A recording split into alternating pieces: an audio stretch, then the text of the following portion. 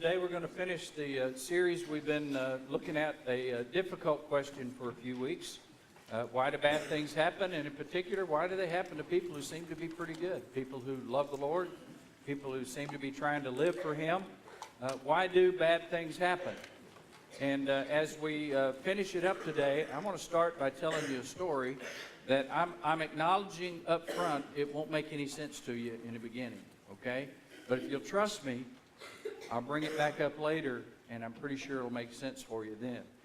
It's a while back, and it's just an average Monday night at the Thrasher House. We're just hanging out and watching a little TV, and I did what I sometimes do. I fell asleep in my recliner. I know that none of you do that, but when you're my age, you probably will. And sometime around 10:30, I woke up and I just, tired, already asleep. And I told Joyce, I said, honey, I'm going to bed. I'm just really tired. I've had it. I'm going to go to bed. Now, you probably won't believe what I'm about to tell you, but it's true. I don't make this stuff up, okay? She says, no, don't go to bed now. Let's play hide and seek. Yeah, that was my response. Kind of unbelievable. And I literally said to her, did I hear you right? I mean, as in one of us hides and the other one finds them, and then, is that what she said, yeah, the boys aren't home. Let's play hide and seek. Well, there's no way I'm playing games. I'm 58 years old. It's 10:30 at night. I've already been asleep once in my recliner. And there's no way. I am not playing games. So I put my foot down. I got up and I turned out the lights. Then she hid first and I found her. And then I hid and she found me. And then we got to go to bed. Now that, right now won't make any sense to you, but if you trust me, remember that story. I'll bring it up again later and it'll make sense to you, I'm pretty sure. Right now we need to go back to the source of any answers that we have about this question, God's Word. We're going to find one place first and hold it and then mark it so we can come back to it. Romans 8:28. Find that verse. Great verse of the Scripture, Romans 8:28. Find it, mark it so we can come back to it. If you didn't bring your own Bible, reach under the chair in front of you somewhere. You'll find one, and I can tell you that it's on page 800. Page 800 in our church Bibles will put you at Romans 8:28. Now you mark that, and then we're going to go to the verses we're going to read first. And you just have to go a few pages further to 2 Corinthians chapter 1, verse 3. 2 Corinthians chapter 1, verse 3. Again, in our Bibles, it's only 16 pages away, page 816. 2 Corinthians chapter 1, verse 3. We're going to start there. Two more little clues about why bad things sometimes happen. So you should have marked Romans 8:28, and you should be at 2 Corinthians 1:3. We're going to read a couple of verses there, starting in verse 3. Listen, here's how it reads. Praise be to the God and Father of our Lord Jesus Christ, the Father of compassion and the God of all comfort, who comforts us in all our troubles, so that we can comfort those in any trouble with the comfort we ourselves have received from God. There is a piece of that verse that talks about why we sometimes suffer. And it's so that God can prepare us to help others. There's always a bigger picture at work. And sometimes what we're going through is simply training for us helping somebody down the road. It says here, God helps us in our suffering, not just to help us, but He helps us so that we can help somebody else down the road. When you go through something that hurts, when your family suffers, and you go through the fires and trials of life, just think, it may be because somewhere down the road, God already knows the name of a person and the point at which your life is going to cross theirs. And they're going to be going through a difficult time, maybe very similar to yours, and you are going to be better equipped to reach out and provide God's comfort to that person. There's no substitute for somebody who's been through it. And even though we all don't suffer in the same way, even under similar circumstances, all people are different, so no two people go through things alike. But there are enough common things that are present in all of these different sufferings that it gives us a clue how to better help somebody. For example, my mother died of cancer, awful disease. Wouldn't wish that on anybody. I was a young soldier in Germany in 1979. I came home on emergency leave, and I watched my mother waste away and die of cancer. And I literally was holding her in the living room of our home as she took her last breath. Now, do I understand why? No. But since then, many times, I have seen God use that suffering as a way of helping me better understand what somebody who's going through something similar is experiencing. It was a time of preparation for me to help others. I know what it's like for a little boy or girl to lose a parent. My dad died when I was 9 years old. Do I understand why? No. But I'll tell you, I understand something about what a little boy or girl goes through because of that. I would have never understood that had I not gone through it. You have been through things that I never have and never will experience. You have personally been through trials. Your family, loved ones, friends have suffered things that I never have.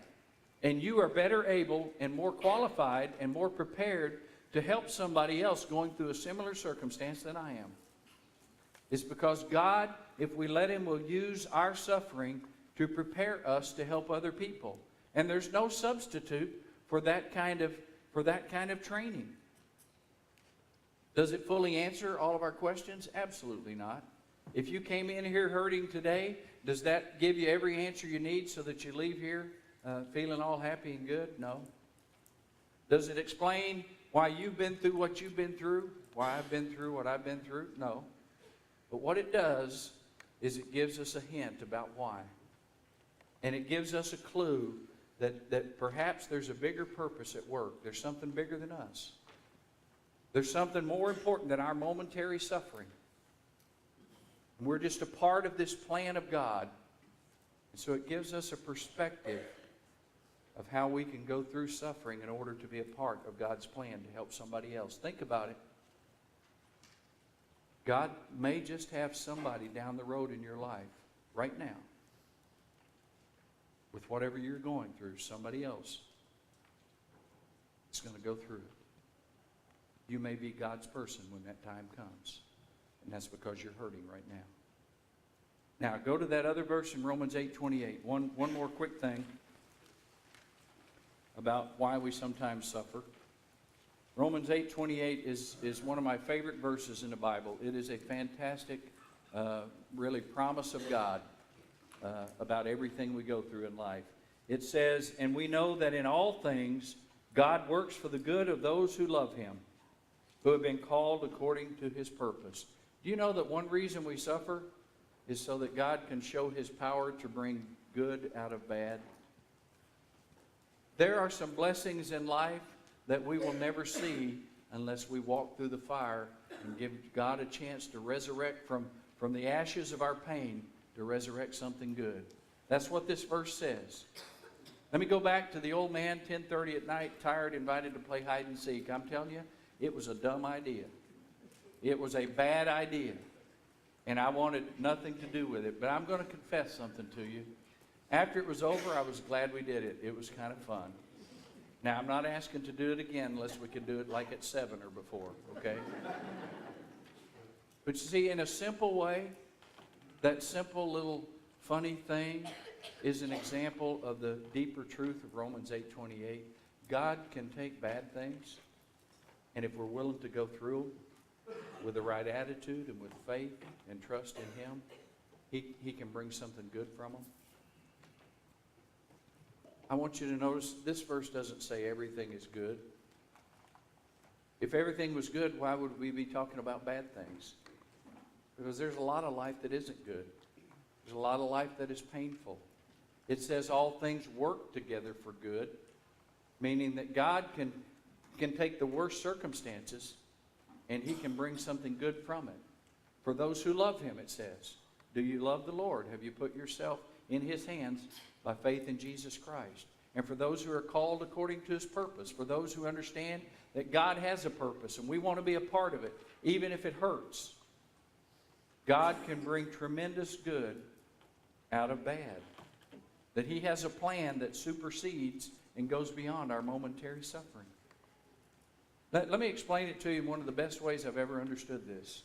And it relates to something Joyce did for me this week. She baked me an absolutely fantastic cake this week.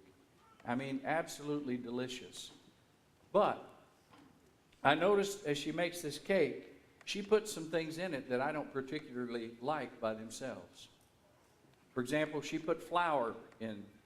I don't eat flour by the spoonful and enjoy it. Do you? I hope not. She put raw eggs in it. I don't like raw eggs. She put sugar in it. I like sugar, but not just to eat sugar by itself. She put a lot of other ingredients in this cake that by themselves are not good to eat. But what I noticed is when she put the right quantities in at the right time and mixed it all up and then put it in the oven at the right temperature for the right amount of time, all of a sudden all these bad things have become very good. We see Romans 8:28 says, God is the master mixer and cake maker of your life. And He knows what ingredients you need mixed into your life. And some of them are not good by themselves. But when we allowed God to mix them into our lives at the right time and in the right way, and we allow Him to bake those through the fires of suffering, what that verse says is all these bad things can be combined to produce something very good. Again, does it explain your suffering? Not completely. Does it make it hurt less when you do suffer? No. But what it does is it gives us a perspective that goes beyond our simple understanding of just the pain. It gives us a perspective of life beyond ourselves, that God has a plan and that He's looking down and He can take the worst times of your life and make something good rise up out of them. Let me give you a real life example. In late February 1991, I was with an Army unit of tanks and infantry somewhere in southern Iraq. I still to this day don't know where we were, but we were somewhere in southern Iraq. And on a night in late February, one of our vehicles got shot. It was a Bradley fighting vehicle, for those of you who know what that is. And every crew member on that vehicle was either killed or wounded. Two were killed immediately, several seriously wounded. And just happened to be out there with medics and helped unload those dead soldiers out of that vehicle and put them in body bags and helped our medics carry the wounded. We had one lighted vehicle inside for treatment for one soldier, and so the worst one went in there. The rest of them were laid out on blankets on the sand in the dark, and I shined a flashlight and I watched our medics do incredibly heroic and great things to save those lives. I heard them call for a helicopter, and I saw our medics get angry and frustrated when they were told there would be no helicopter coming. Hard time for those young men.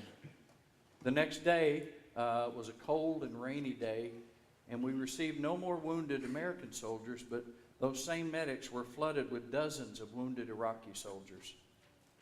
And I'll just tell you, for those who like to put down America, and let me tell you, I saw young men who had treated their own friends the night before treat the people who may have killed them with the same care and the same standard of treatment the next day. That's because I don't care what people say, America is different. We reach out in ways that others don't. And it just makes me grind my teeth when people, we've got problems, but I tell you, I saw our soldiers do things with the enemy and treat them in ways that no other country does. I got distracted there. That's all free. I kind of forgot where I'm at. That's a pet peeve of mine. Anyway, cold and rainy day, and dozens of wounded Iraqis came in, and they assessed them all, and the ones that could await treatment, they laid to the side, and while they treated the others. And I noticed over here in this row of Iraqi soldiers, I don't know why I noticed this guy, but he had his bloody clothes cut off, and they were laying in a pile, and he had all of his wounds were on his back. And so he was laid on a blanket on the sand on his stomach with his bloody clothes right in front of him. I don't know why, other than I can tell you, it seemed like the humane Christian thing to do. And I noticed his clothes, and I thought, they're going to be thrown away. I wonder if he has anything in his pockets he wants to keep. Because I thought, if that was me, I had pictures and personal things in my pockets that I would hope somebody would save for me. And so I went over and I knelt down and I began to go through his pockets and empty them out. And I don't speak Arabic, and he didn't speak English, but he spoke something with his eyes that told me what he was thinking. And he looked at me with like, you're stealing my stuff, aren't you? You're taking my stuff. You dirty Americans are as bad as I've been told. Here I am wounded and defenseless, and you're picking my pockets. Well, it was raining, and I went to my Humvee, and I don't know if you soldiers do it, but I always kept some big plastic sandwich baggies with me to put stuff in, maybe socks and different things, my wallet or something to keep out of the sand and rain. And I pulled one of those out, and I put all of his stuff in that baggie, and I zipped it shut. And I walked back over, and I knelt down by his head, and I showed him his wallet, his family pictures, his money, and some other keepsakes. And I just patted it, that it would be safe, and I laid it right down there by him. Now, what I didn't know was that as I was doing that, one of our medics was watching me, and he said what I did caused him to hate me. He was already upset at what he'd gone through and treating his buddies and now having to treat those who may have killed him. He was upset because that day we got a helicopter for the Iraqi wounded. The night before we couldn't get one for ours. And he said he watched me do that, and he said, I hated you. The only thing is, I didn't know that for about 20 years. And he emailed me out of the blue. I didn't even remember him. He looked me up, found me on the website. He emailed me and said, hey, are you the Thrasher who was with 4th Battalion, 32nd Armor in Desert Storm? And I said, yep, that's me. He said, well, I want you to know that I've hated you for years. He said, and I hated you because I hated you being kind to that guy. And he said, you've made me hate all Christians for years. He said, I had just disgusted with Christianity. He said, but one thing, I never could get out of my mind that image of you helping that guy, and it always bugged me. Why did you do it? And he said, I never could find a suitable answer for why would you do that? And he said, the only thing I could think of was that maybe you did it because you're a Christian. And I wanted to find out what made Christians do stupid stuff like that. So he said, I decided, just for the sake of finding out if that's why you did it, that I would check out Christianity. So he said, I bought a few books. I went to church a few times. And then he said, a funny thing happened. He said, God got a hold of my heart. And I trusted Jesus Christ. What does that mean? He told me that day in February 1991 was the worst day of his life. But the worst day of his life contributed to the best day of his life. All by the power of God to mix up all of the pain and the suffering and the blood and of life and bring it to a point in his life where he is now forgiven. His sins are forgiven. His name is written in heaven's book. And he doesn't hate me anymore, by the way. And if I never see him again on this earth, I'll see him in heaven someday. All because God can do what his word says he can do. He can do in all things. He can make something good come of it if you and I choose to trust him in the process. Now, we're going to finish this in a way that you probably didn't anticipate. The fifth point of this is from the book of Job, and I put a couple of verses there, but really you need to read the whole book, so I'm going to let you read it. But the fifth point of this is very simply, C number 1. Go back to where we started. Because any study about why bad things happen is going to fall short. Any study of why bad things happen needs to start and finish with the sovereignty of God. That God is in control. That God is in charge. That His ways are above our ways. And that He does not have to and He will not give us all the answers. Learn all we can. Learn all the partial answers and answers we can. But what we learn needs to be sandwiched between the sovereignty of God. So that's how we have to end it. Because it ends and refers us back to trusting Him. It challenges you to believe what do you really believe about this book? Is it the infallible Word of God? Or is it just a book? Is it good for the good times but not for the bad times?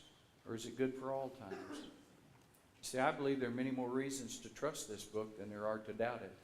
And that runs me back when I don't understand something. It takes me back to the sovereignty of God. It takes me back to what kind of view of God do I have?